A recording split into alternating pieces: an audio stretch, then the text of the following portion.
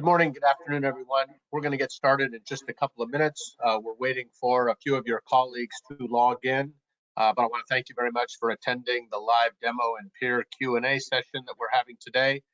We're fortunate to have a few guests with us who can provide their insights, both from an MSP standpoint and from an integrated partnership standpoint, as well as an MSP standpoint, and we'll get to those in a few minutes. We're just waiting for a few other people to log in. So we'll get started in just a moment.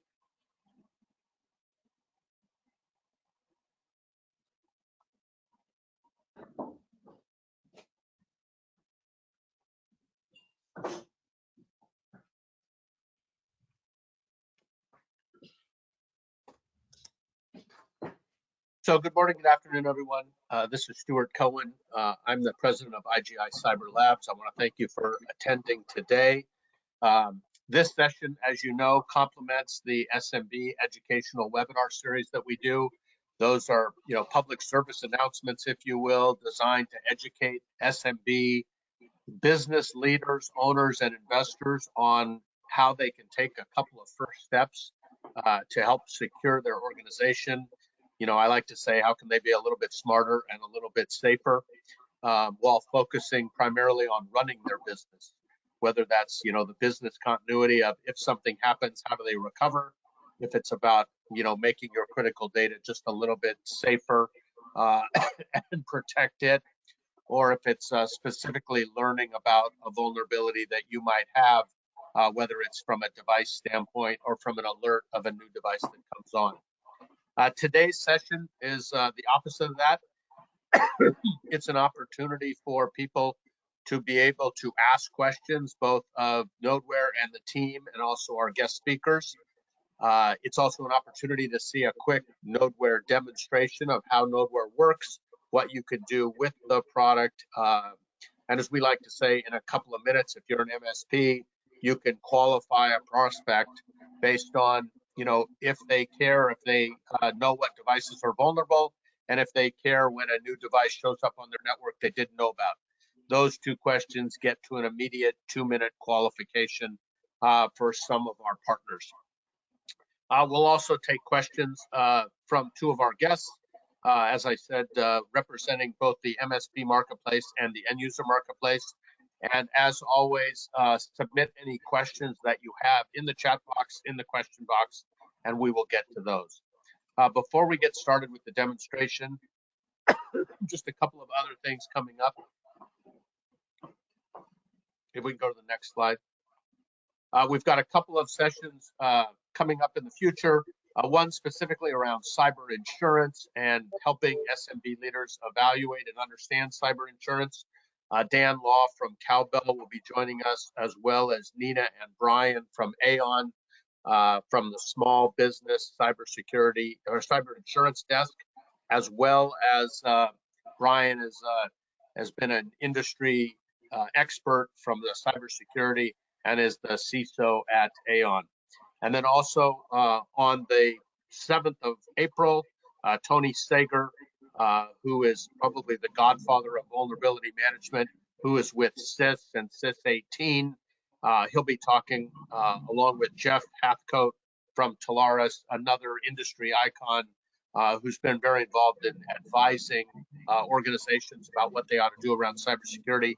They'll be talking about the importance of a compliance framework to building cyber resiliency. So we look forward to having you on both of those sessions coming up, as well as the session that we have on the 24th.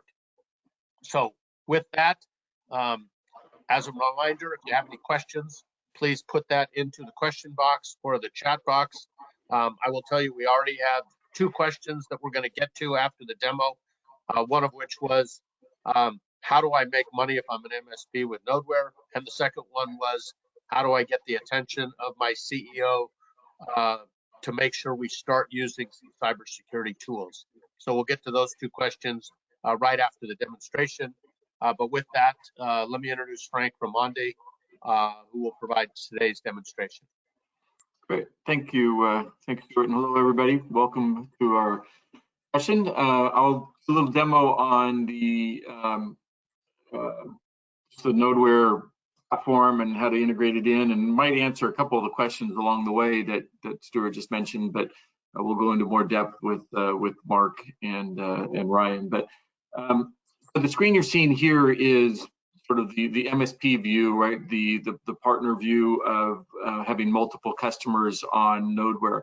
So as you can see, there's we'll get into these pieces along the side here, but you get an overall score of all the assets you're managing. So all of the customers, the number of customers that represents, the number of assets you've got going, the number of licenses.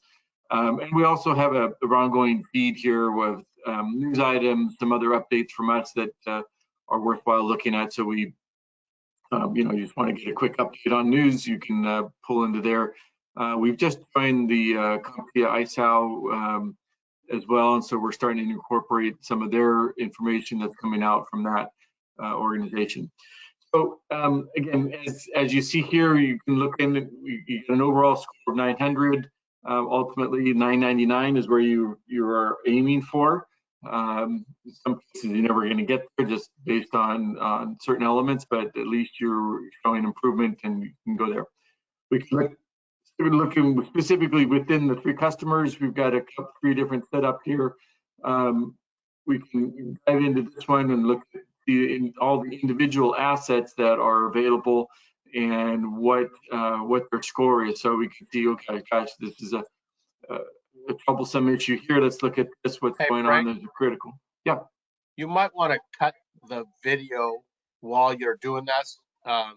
It's a little bit choppy, and I think it might help to just have the screen share. Okay, no problem. All right, so let's see if this is any better. That's better. Great. So with each individual asset, you get a lot of different scoring and a lot of sort of the fingerprinting and the evaluation and the vulnerability scoring for each individual asset, right? So this may look like a lot of different items, and it is, and this is why it's partly kind of critical, but you can see the different ranges. And when you click further in, you can see a description, you can see some other suggestions and tips on that. I'll show you another score of another item that has another level of detail that we're continuing to improve. Is on the Ubuntu devices. And here it's not just a quick description, but it's also some very specific remediation support and ideas and tools either that the MSP can provide and run with, or if you've got an internal IT shop, they can run with this as well. Nodeware does not do remediation. Really, that's left up for the IT or the IT provider or the IT internal, but we do help and provide information. How this data is collected real quickly is based on sensors. We have virtual sensors and a physical sensor that can be placed on the network, and they'll continuously scan every 3 to 5 minutes every asset that's on the network. And that's really one of the key differentiators for Nodeware. It's one of our patented technologies that allows us to do that continuous scanning 24/7.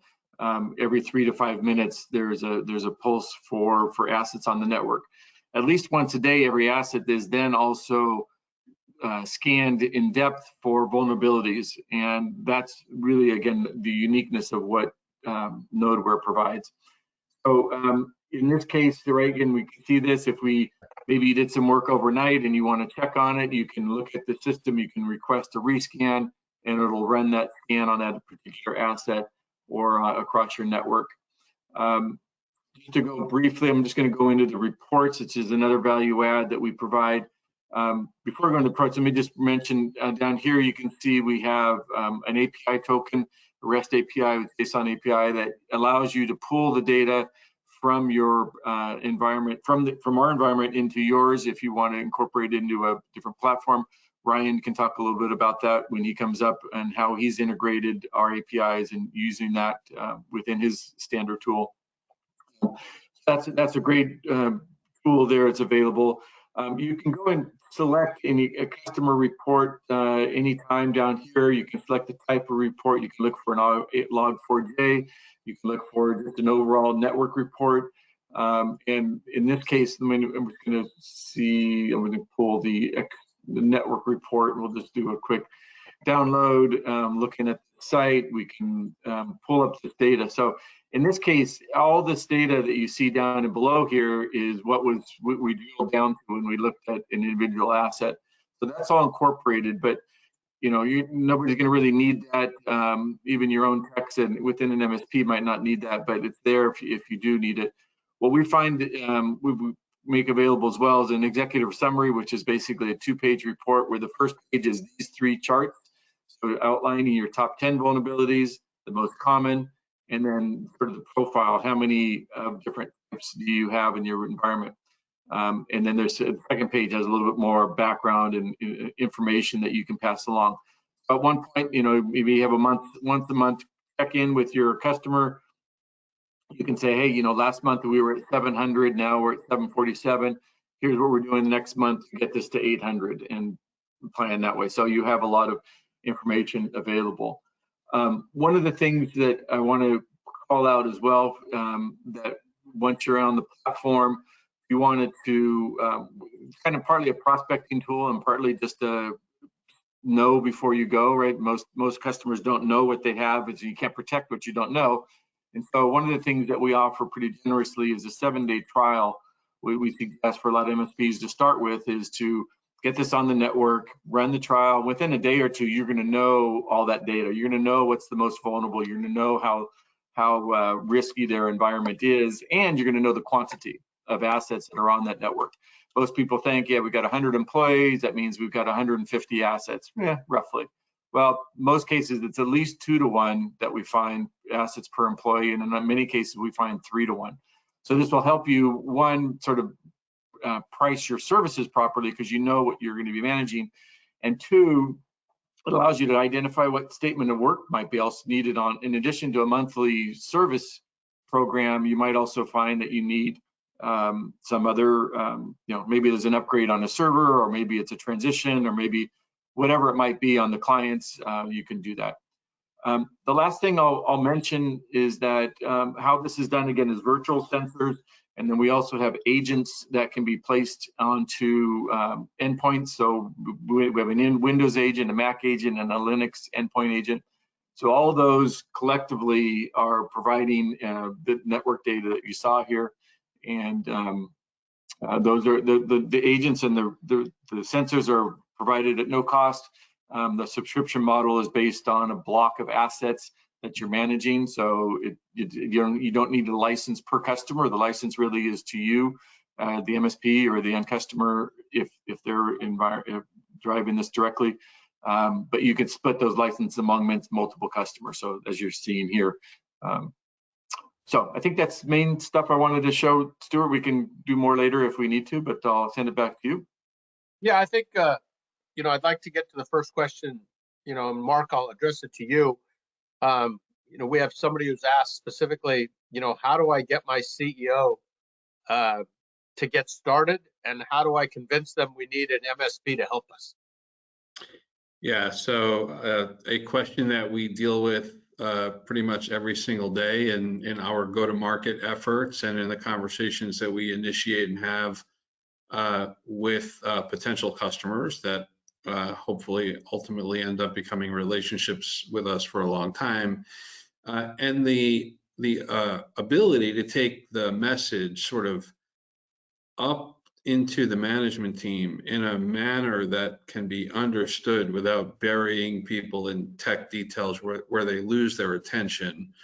Ultimately, in almost every case, whatever an MSP is potentially talking to a client about doing, perhaps interfacing with a director of IT or someone in the organization, it is because there is a body of knowledge that is required among literally thousands of different things. And there is no way that a small organization could ever have the level of talent, expertise, knowledge, time, attention, processes in place so that it can be done properly. And in particular, what we're talking about here is the scariest reality that exists for businesses today, which is in the ever-growing risk of vulnerability and security. And anybody, regardless of size of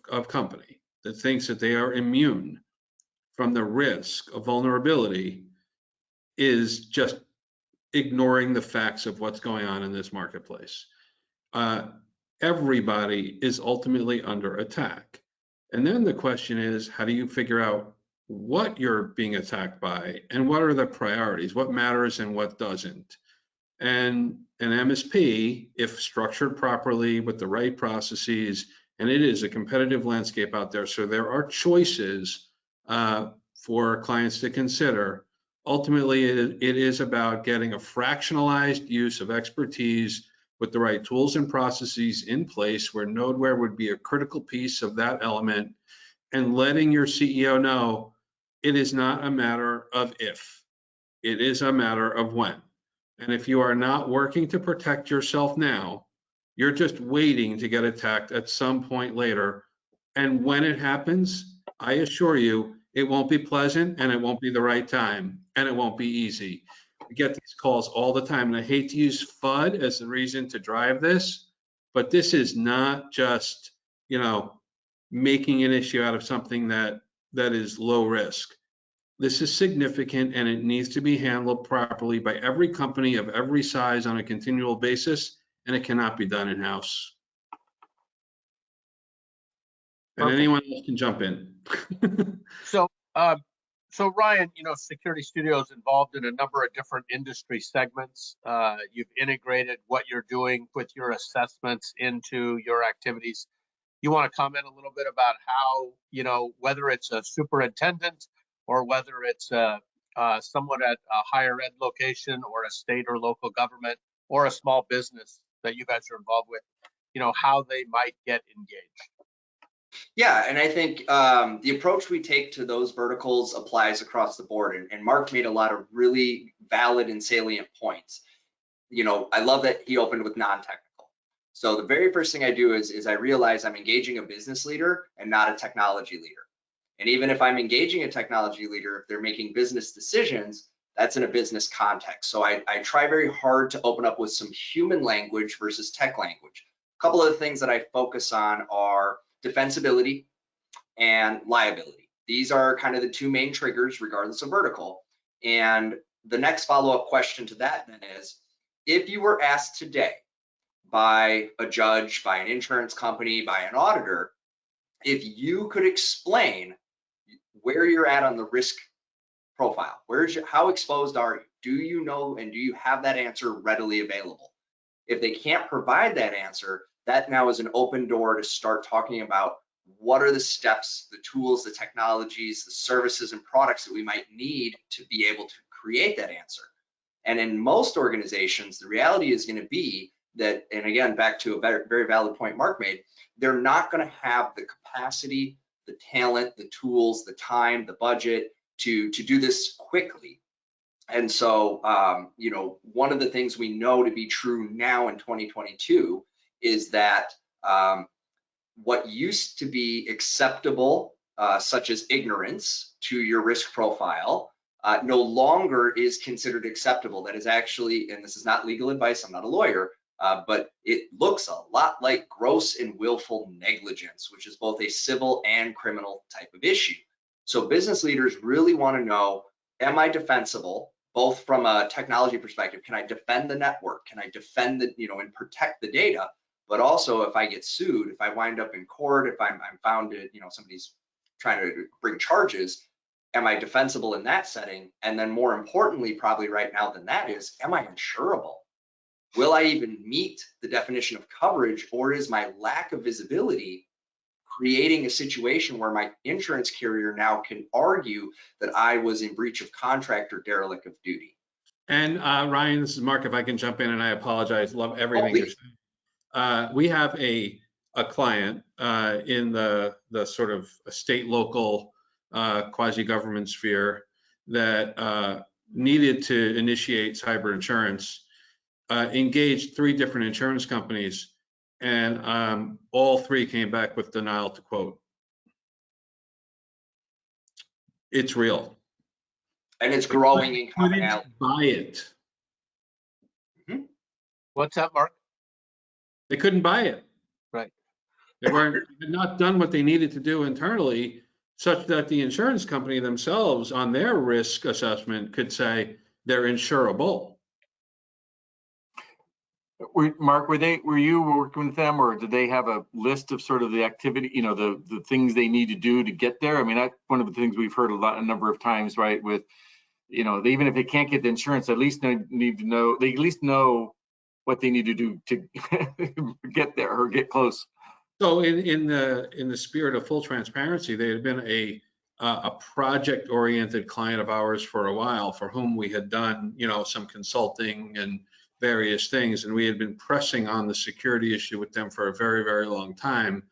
And ignorance not being an acceptable answer today, sort of other priorities got in the way.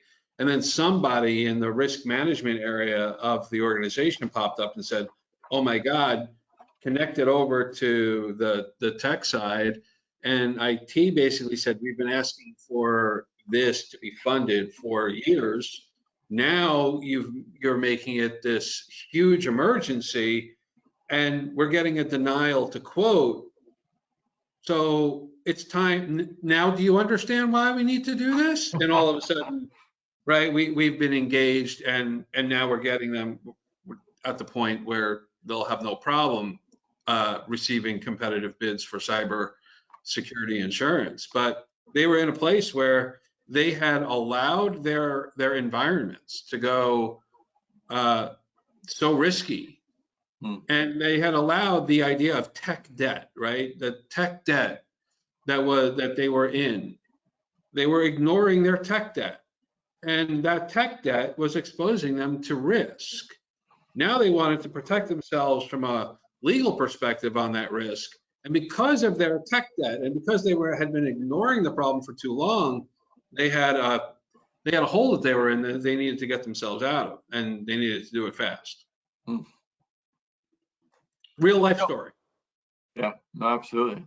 I spoke at an MSP conference last week, and one of the things I said was, I think Nodeware, with this 2-minute sales sheet that we have, with 3 questions, you can qualify a prospect, and we have the lowest, I would say the shortest time to sale, as well as the lowest cost of sales, because in 2 minutes you ought to be able to qualify an opportunity and get them to a point where they're interested.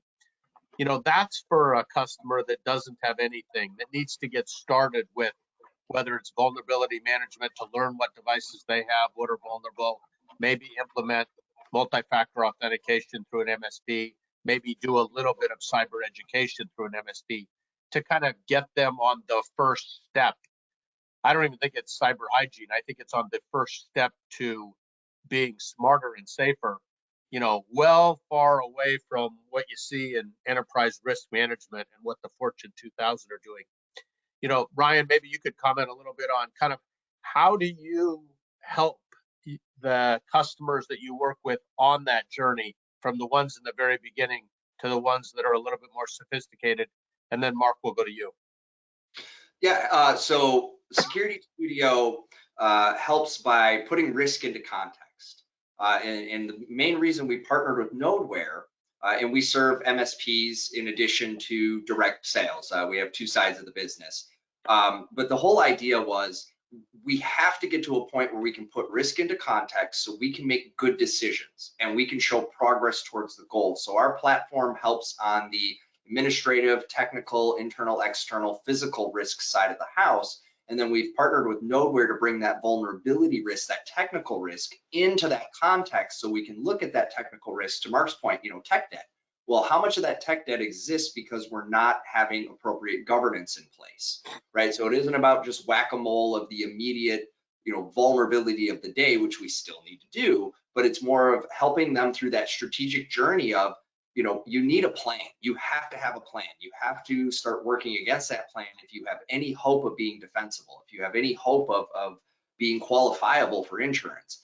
And our system is designed at various levels of complexity depending on the industry and the requirements of that industry so that we meet them where they're at. If they're just getting started, great. We've got turnkey things to help accelerate them.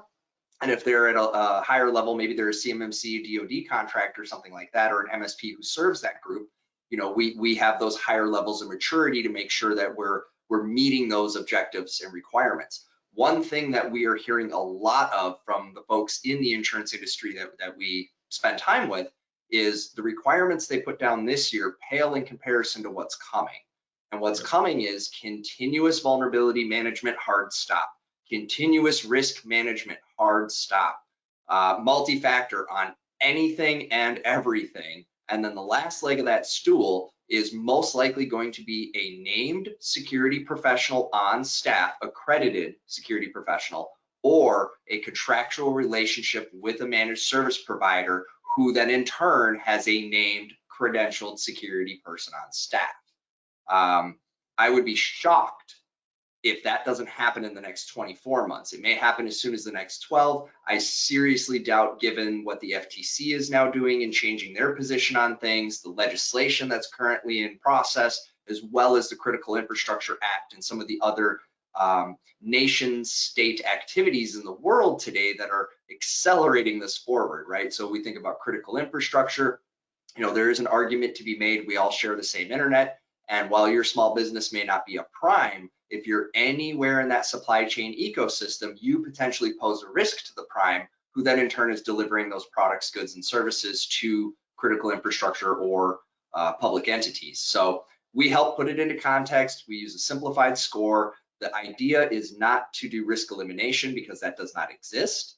The idea is let's focus on the most pressing risk that's going to give us the greatest improvement in our security, the greatest reduction of our risk exposure, and prepare us. And Mark said it, and I couldn't agree more. It's not a game of if, it is an absolute certainty that you will experience something. So the question now becomes, how prepared are you for that moment? And how easily are you going to be able to navigate that while controlling cost and accelerating your recovery process? And most organizations today are going to, at some point in that journey, need the expertise of an outside third party, a managed service provider who can bring to bear the volume of staff that might be needed to rapidly do that, and then that ongoing consulting engagement. Last thing I'll say there is virtual chief information security officer is very much a thing. Any MSP today that is not looking at what that could look like for them, I would strongly encourage you to start to explore it. And SecurityStudio does offer an accreditation and training in becoming a certified virtual chief information security officer. So for MSPs that don't quite know where to start with that, feel free to hit us up. We can get you those details. I think if what I did is I dropped dead and I fell off the screen, everything that Ryan said would be completely fine. So just a stream of crucial points made, and some things that Ryan said, you know, aggressively causing me to nod up and down in agreement. And at the risk of just repeating in using different words what the message that Ryan gave, at the highest level, security management is not an event. It is a journey. And Ryan used the actual word journey, right? So you start somewhere, but what is required is that if you were to actually put a dot in a circle, you know, you created a big circle, and for every item that could be worked on, you put a dot, you'd have almost a filled in circle that was essentially, you know, filled in black. There's so much to do. There's so many options of things to work on, but not everything is prioritized at the same level. And so in order to interpret all of those, you know, hundreds, thousands, whatever it is, dots, you need someone that can actually, you know, make sense out of chaos and start to create the list of prioritized items that are going to get worked on, with obviously, you know, the intersection of time and cost will matter, right? Not everything can be done all at once, but the key for everyone is to know that you are looking at all the potential dots, that they are prioritized, and that there is a plan that is put together where the risk or the importance of any dot is layered out in its appropriate place. And that is exactly what a combination of tools and the right set of advisory capability into your ecosystem that allows you to lean on. And to Ryan's point, if you can't have your dedicated information security officer, because most small and medium businesses can't afford it, go to the market and find a capable entity or consultant that can fill that role for you. And as an example, although we're not here talking about this particularly, even in my role as Senior VP of Sales and Marketing at Helixstorm, I function as a fractional Chief Information Officer directly for several clients. And in that role as fractional CIO, I also then will look to bring in another fractionalized Chief Information Security Officer to work with me, and to make those, disparate sort of craziness of the dots and bring order to the chaos and create a plan. And when you're executing against an organized plan and you're hitting risk at its appropriate levels, then you can sleep at night. Not because you're riskless, because as Ryan said, we can't get risk to zero, but we can get risk to, we'll use the words, an acceptable level where you are comfortable and now are educated and you're informed about what it is you're doing. You understand where your risk is, but you also know that it's being worked on, and that there are objective ways to measure progress relative to scores.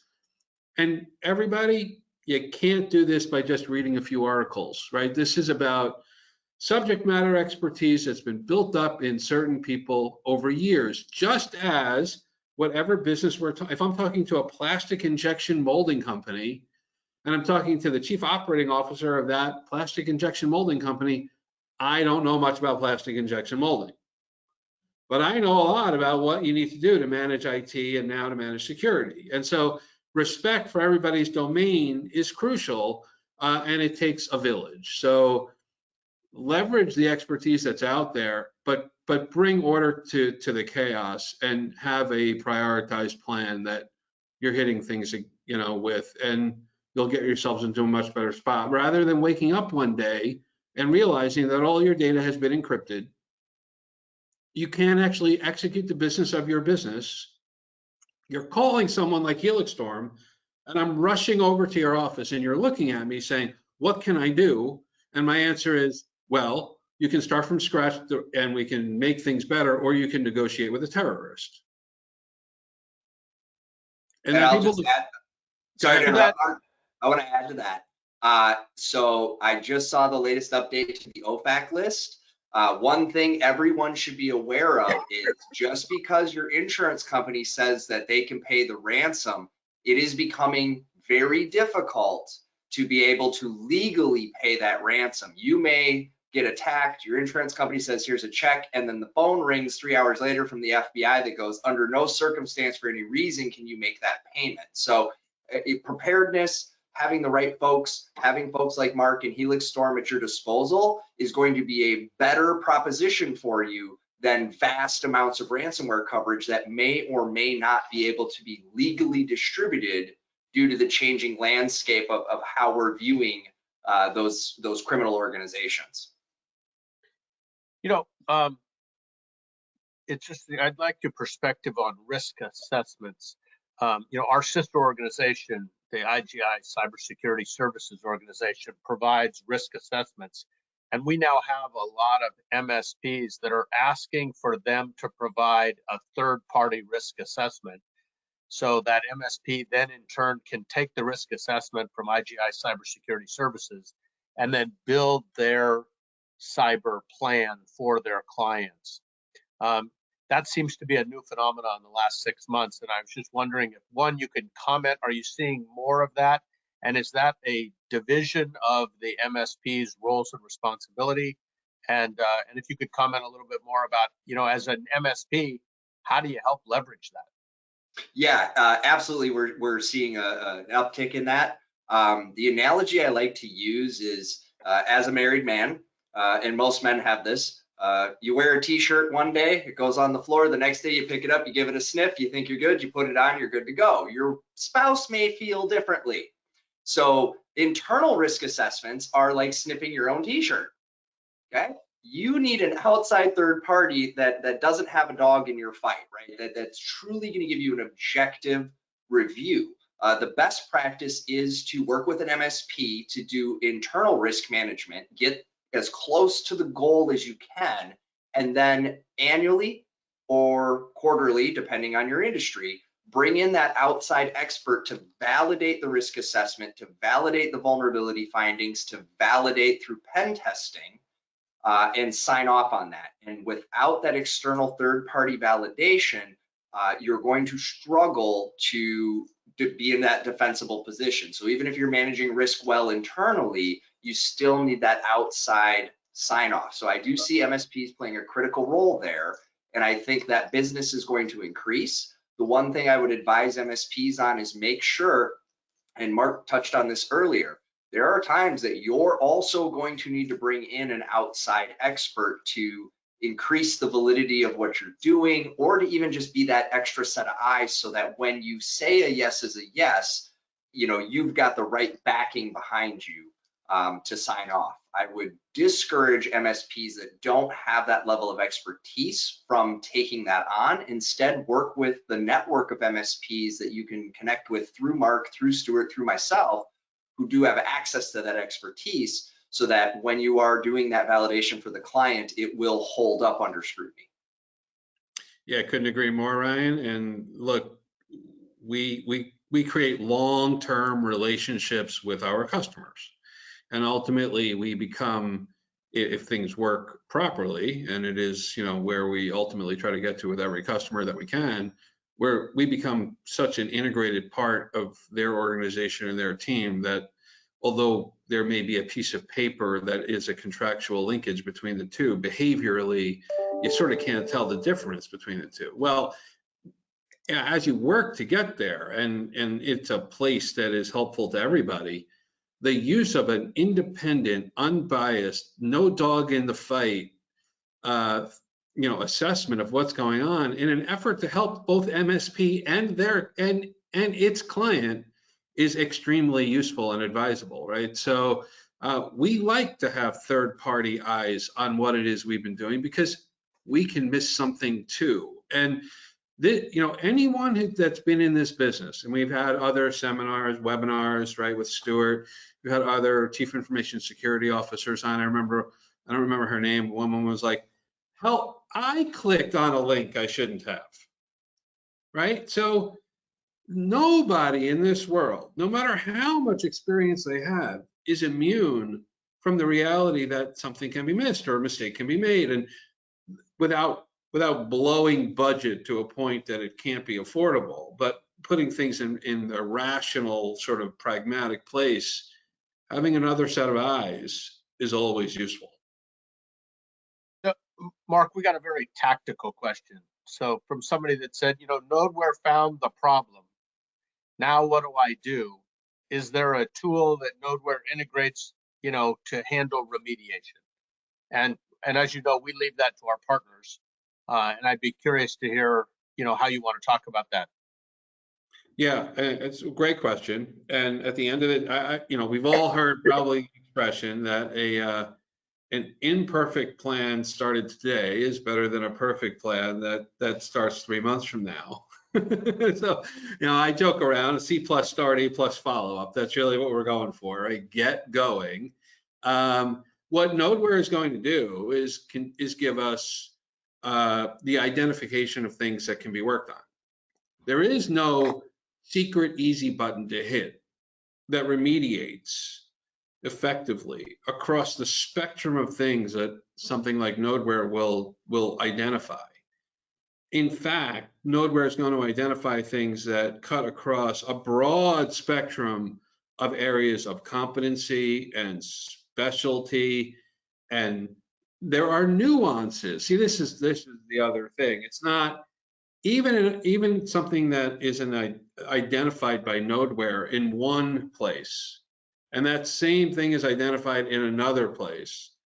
The actual action of remediation isn't necessarily a complete, utter duplication of both, right? And Ryan is shaking his head up and down, because at the end of the day, there's a body of knowledge that's required to interpret what is coming out based on what that vulnerability that's been identified.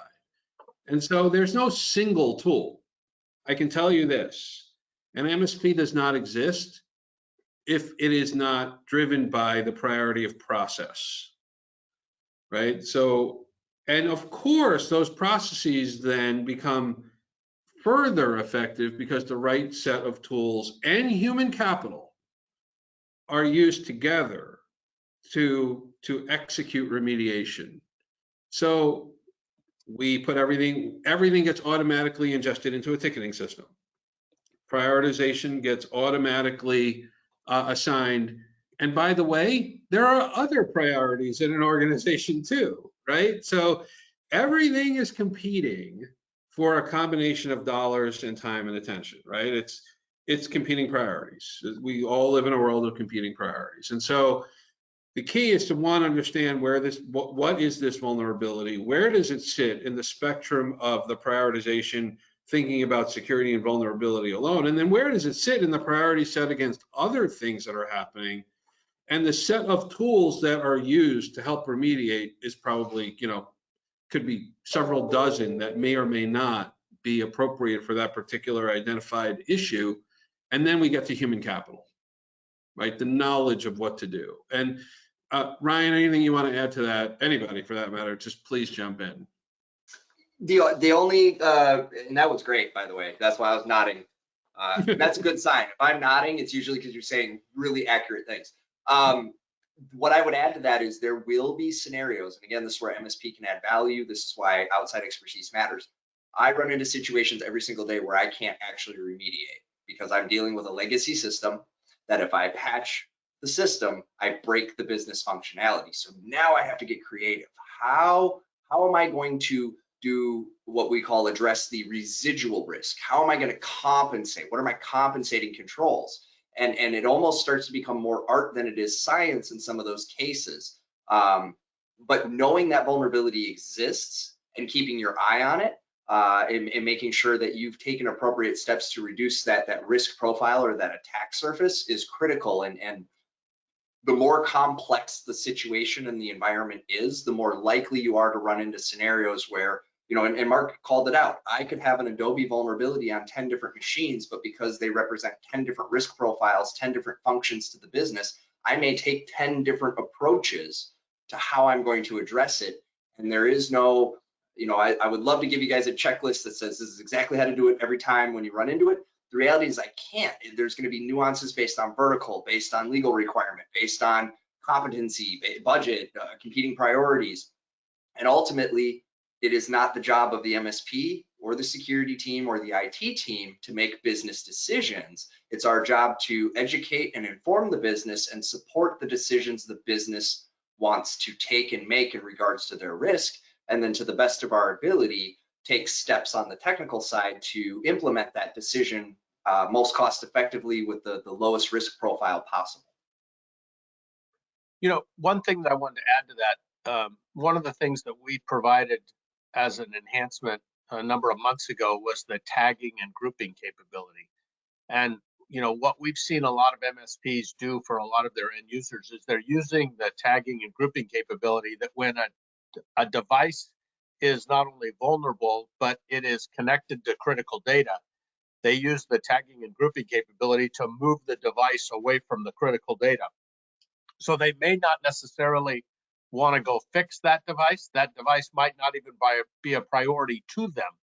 But as long as it's away from the critical data, the risk that that vulnerable device is going to cause them more problems just got eliminated. And you might want to talk a little bit about, kind of how you help your clients with some of that, whether it's network segmentation or device segmentation, that's a simple and easy way to keep away from some critical data.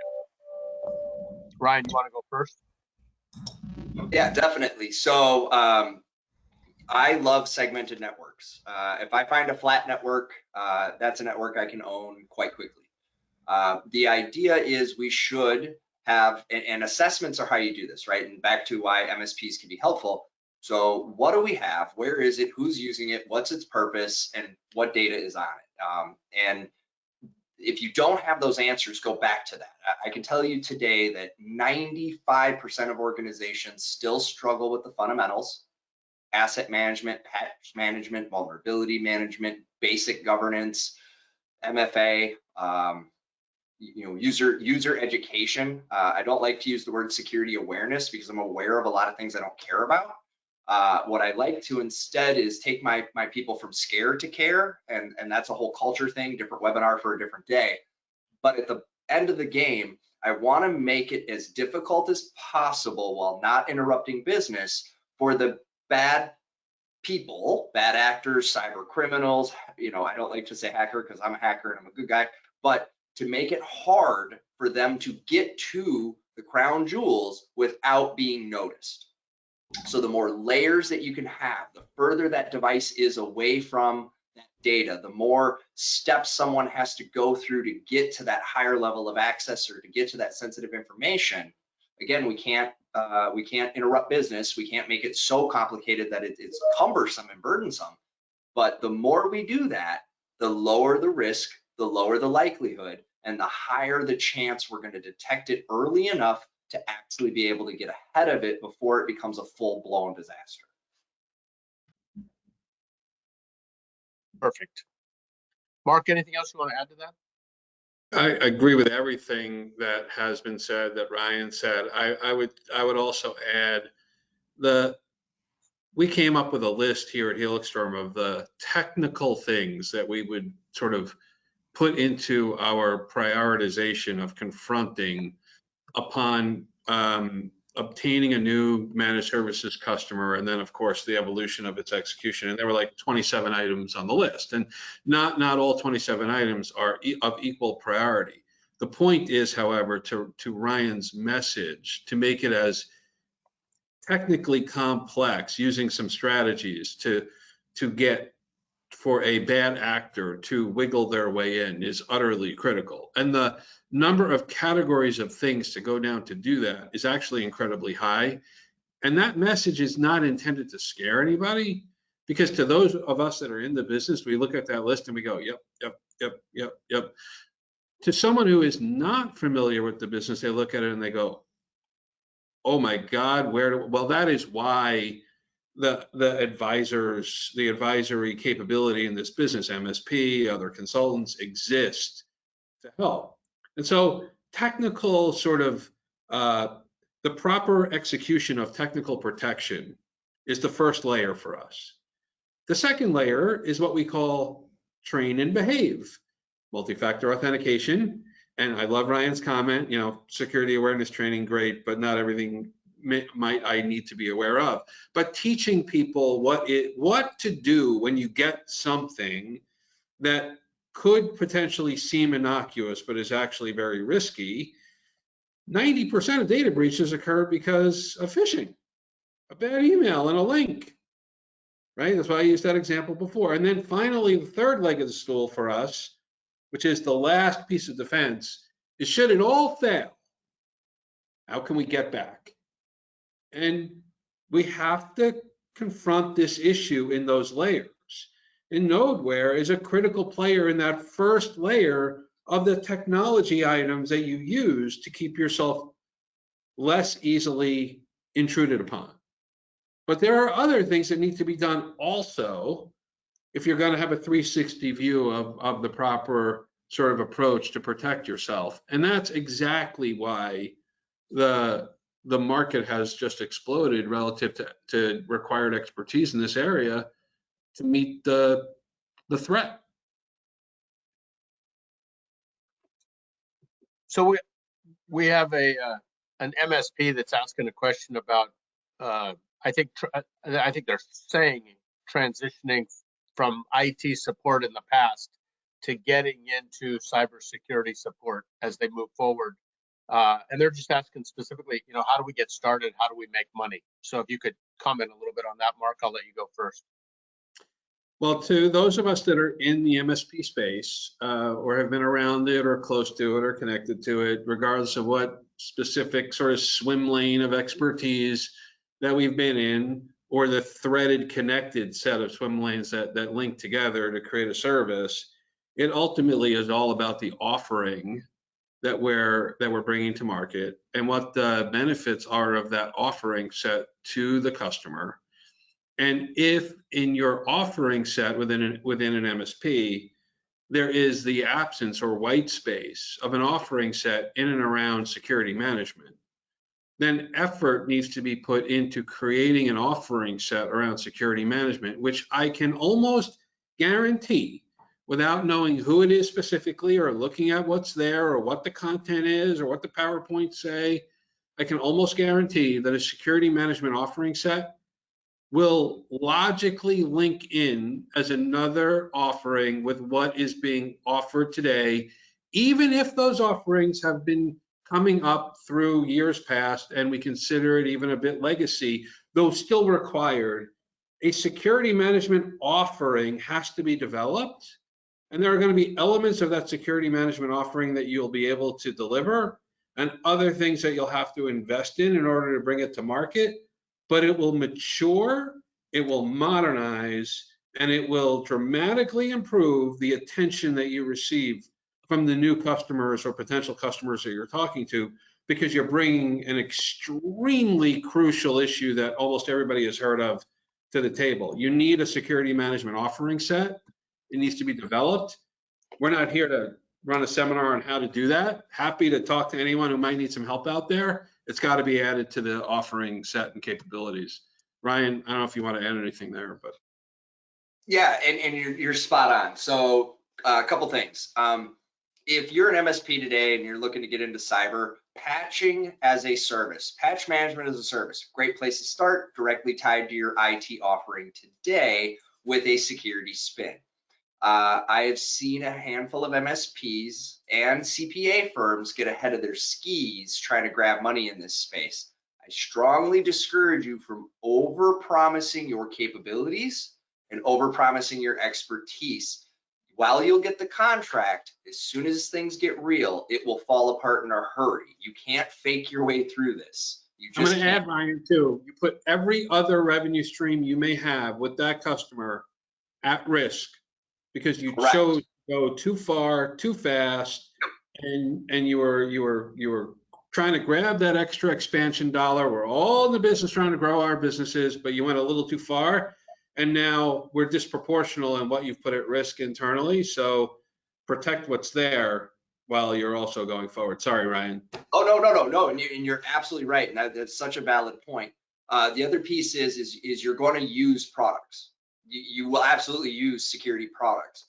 Be very thorough in which ones you select and be very careful about believing the hype, because you may purchase a product that has some AI guarantee 100% can stop hackers. Straight up lie. There's no 100% anything. There is no stopping of hackers. There is no guarantee. So if the marketing spiel says guarantee, you might want to move on to the next product. But be careful about introducing products as pass-throughs, to your customer if you yourself have not thoroughly and fully vetted that product, because the customer, when something goes wrong, isn't going to think about the product. They're going to look to you. They're going to look at you and your brand and your offering and all the revenue streams associated. Proceed with caution. Lots of us out here to help you do this the right way. There's plenty of business available. We're not even remotely close to competing with each other yet. 65% of the market unserved, not underserved, unserved. But use caution. The reason we picked Nodeware, why SecurityStudio is willing to hitch its wagon and our reputation of Nodeware, is because they do the right thing for the right reason. They're transparent.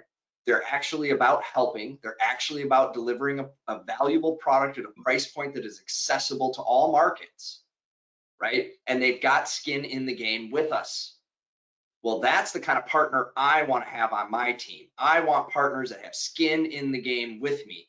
I don't just want to take something that, oh, you can make $1 million and we'll give you this great, discount so you can resell it to your customers, while forgetting to say you need 3 full-time employees to run this product poorly and 10 to run it correctly. So just use caution, ask a lot of questions. And if you are not 100% certain, reach out to the community. Us InfoSec folks love to help. Reach out, hit us up on Twitter. Couldn't agree more. You know, at the end of the day, we do these things to actually be consultative and to try to deliver information to people where people can make their own decisions. But anyone that has a question, wants to reach out, I remain available. You can get to Stuart, he'll connect you.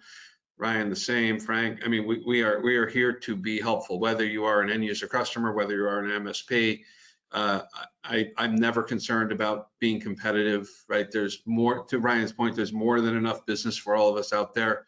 If we are all willing to do the right thing, we will all benefit. Perfect. Well, let's, I want to flip to the next slide because we've got your contact information. If anybody wants to get a hold of you, let's put that up there so people can reach you. And if anybody wants to, they obviously can contact us and we will get you connected to Ryan and to Mark immediately. Excuse me. We're almost at the top of the hour. We have 2 sessions on our SMB educational webinar series, one coming up on cyber insurance and one coming up on cyber compliance with the head of the SIS 18, Tony Sager. We're very interested in hearing what you have to say about that. Please connect with us on LinkedIn. If you have any comments, you have any questions, please post them in our events page or contact us directly, either for a trial or for the ability to have a trial through one of our partners like SecurityStudio or like Helixstorm. So with that, you know, I'll just turn it over. Mark, if you have any comments you want to make at the end, and then Ryan the same, and then we'll wrap up at the top of the hour. I'm good. This is a great conversation. Hopefully people listening have gotten something out of it. I would take very seriously everything that Ryan has said, as well as what Nodeware brings to market. Don't think that you need to have all the answers to everything. Reach out. We're here, but some of the points made today are crucial, and the risk is not, you know, perfunctory. It's real. So I would say just treat it as such. Perfect. Thank you, Mark. Ryan? Yeah. Do something.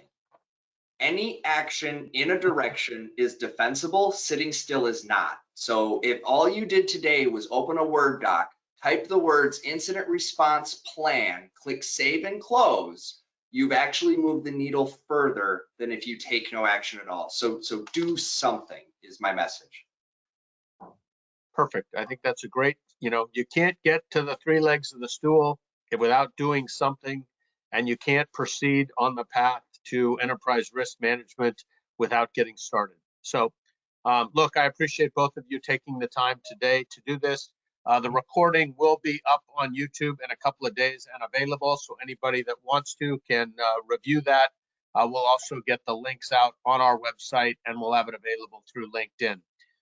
If you need to get a hold of Ryan or Mark, please feel to reach out to us and we will connect to them or to them as well. So thank you very much for your time today, and we look forward to seeing you on our next SMB educational webinar series regarding cyber insurance. Thank you very much, and everybody have a great weekend. Take care, everyone. Bye. Bye.